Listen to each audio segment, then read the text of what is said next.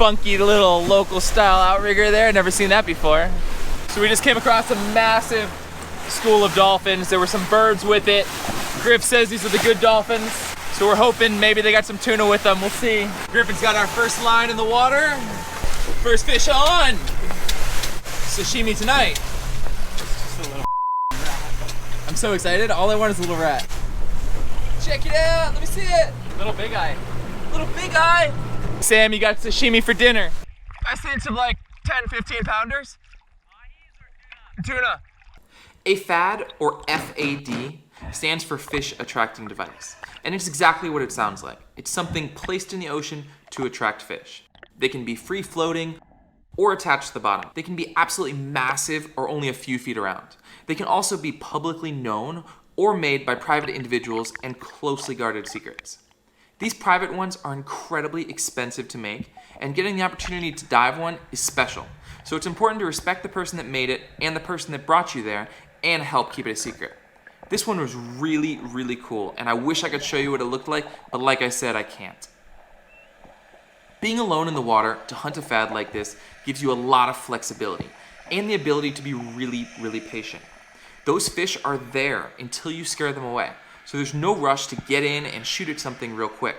I like to jump in and do a few drifts before I even fire my gun to really keep an eye out for that big marlin, big mahi, big wahoo, whatever it is that trophy for you is. I had a lot of these little tuna around at all times. Anytime Griff tossed out a piece of chum or I dropped my flasher, they would all come up to it. But I really wasn't there to shoot one of these little guys. I was really looking for that monster. The technique for dropping this throw flasher is I basically just drop it in front of me and let it casually drift down till maybe 50, 60 feet. I'll then do a nice quiet duck dive and I'll try and stay like 30 feet above it so that I'm not really interfering too much with its action. It's there attracting stuff to it, but I'm still close enough that if something wants to come into it, I can close the gap, get down there, and get a shot off. This day was really, really weird though. There was absolutely zero current, which is very strange for being that far offshore. So because of that, it was kind of nice. I didn't have to do these big drifts back and forth in front of the FAD. I could just swim around it all by myself and keep dropping that throw flasher, following it down to the bottom and seeing what was happening. Unfortunately, nothing crazy came up, just this little shark right here, and I decided to get back in the boat and see if I could catch a few. What is up, guys? I'm out here today with my buddy Griffin. We're on this crazy buoy way out here in the middle of absolutely nowhere. I just jumped in the water. There were little baby tunas everywhere. Now we're gonna try and catch a few. If I don't get a sashimi for Sam, she's gonna kill me. And what did I put on but the lure that works everywhere in the freaking world? A lot of you Florida guys will recognize that guy. The pompano jig. We'll see how it works right here. I got Sam's Shimano 4000 here, 12-pound test. I'm about to get schooled. I absolutely love that little pompano jig right there. I actually caught a sailfish 6-7 years ago. I pitched to him right on the surface. I saw him on the surface. I was driving the Emerald scuba boat. I had scuba divers down, 40-foot burpee, and I landed him. I got one! I don't know what it is. I don't think it's a tuna. A little something. It's a little tuna. Yes!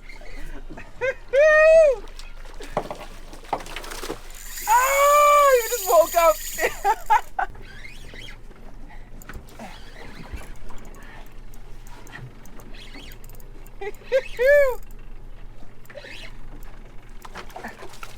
Check it out. Look at that little tuna. Sam, if we don't get anything else today, here's your sashimi. Little bitty pompano jig. Works anywhere in the world. All right, guys. Round 2. Griffin, the commercial fisherman, does not have one yet. Are you ready? All right, a little deeper this time.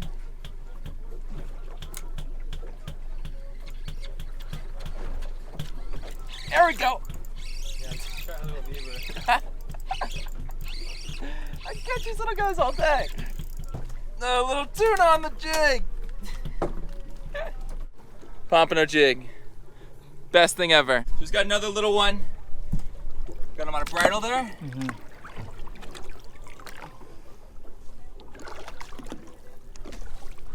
Griff just put that guy out on a bridle. We're gonna put him on the big rod. See if any marlin come up, check him out.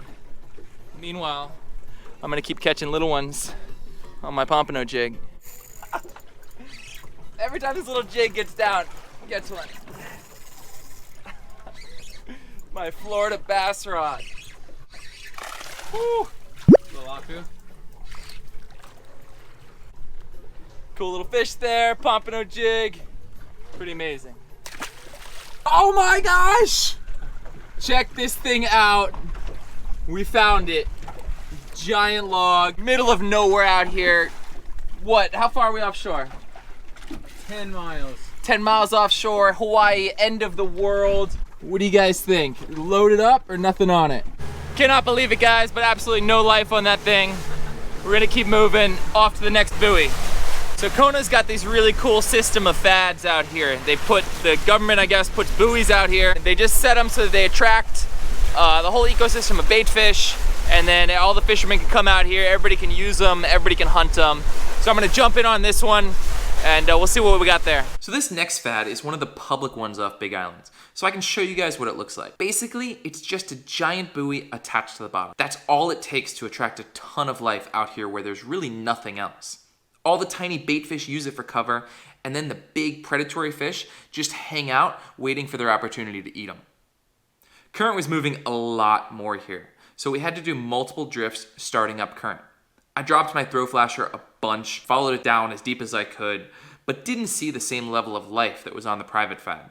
Like anything public that gets hit way harder than the private one, and it didn't hold all the small tunas that the other one had. There was a ton of small bait fish though. They call them opelu here. They're usually a really good sign, but there wasn't much happening. I did see a decent mahi, but it just blew right past before I could get a shot off. So Griff just saw a pretty epic mark on the screen, dropped his bait down. We're gonna see if he can make it happen. So far, I have not seen a whole lot from Griff. I think I'm at like 4 tunas for the day. 4. Griff is at 0. Mine are only like 1 pound though. All right, we're really feeling good about this drop. This is the one. That big tuna, that big mark on the screen we had a second ago is just gonna come and annihilate this thing. So that is either a school of giant tuna or our bait. We don't know. We're not that good at fishermen. So, fishing sucked, standard. So we're coming back in to do what we do best. I'm gonna hop in the water, I'm gonna do some spearfishing. We'll see what we can find. It's right here. Is that 8? So 8 fathoms is how much? 40 feet or so. So the reef here was absolutely beautiful. And after a really long day in and out of the water and staying in my wetsuit, blue water diving and fishing, I was super excited to get back to what I do best. So we were way, way south at a place I could never dream of accessing from shore. So I was so excited to see what lived down here. Now, I hate landing like this, where I'm not on any type of smooth surface. I'm on this like just jagged coral, but as you can see, it just kind of goes forever. So there's not a lot of options. You can see that spin, full spin all the way around, gently looking around. I'm not hunting moo here. I want to see if there's any uku or any goats coming in from behind me or from the sides. After a lot of those spins back and forth, I spot one right here and he comes right up to me. I do that full spin all the way around and luckily get an awesome stone shot on one of my favorite eating fish. These fish are just absolutely so beautiful. You can see the colors on them. Just really, really cool fish. So this next dive, I had been seeing a lot of big moo. Now, I don't like hunting moo by myself. I'm usually kind of super anti moo alone, but these were big and I just wanted to kind of take it easy and see if I couldn't get one of these to come in real easy. So I do my moo technique here, which is the patting of the sand, then that hand comes up and sits in front of my eyes. Now, right here, I think it slides down a little bit, but it's just slid down so it's not covering the GoPro, but it's still covering my eyes.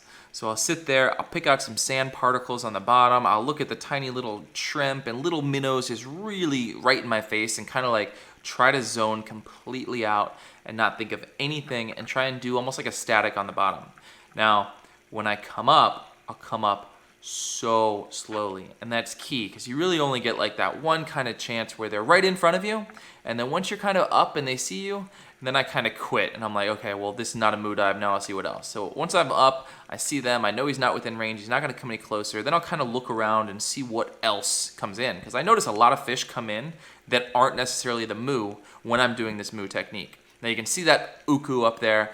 Spotted him. He didn't want to come super close. I've already been down there a while. I took a long shot and it didn't make it happen. We got a fish!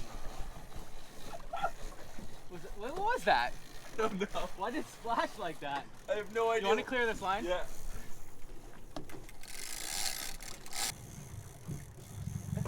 Okay, bro, so grab the gaff underneath the silver gaff. Just leave that like that. Just grab that silver gaff underneath all the guns. Yeah, I kind of just want to film. Yeah, just grab me that gaff and then film. Then we got it from here. All right, guys. So we have spearfished. We have dropped a live ahi behind the boat from Marlin. We've done everything. We've deep dropped. Oh, dude, that's And sick. finally on the troll, there is the freaking Ono. Oh, that is a freaking toad. That is a beautiful fish. Do not f this up. It'd be nice to have some help and not me filming.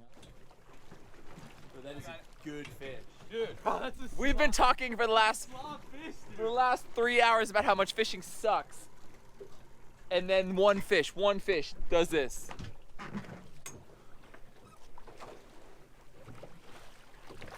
Woohoo! Whoa! Look at that freaking fish! Check that out. What a beautiful He flipped the skirt inside out, dude. I didn't even understand how he did that. Kona, Hawaii. End of a long, long, hard day.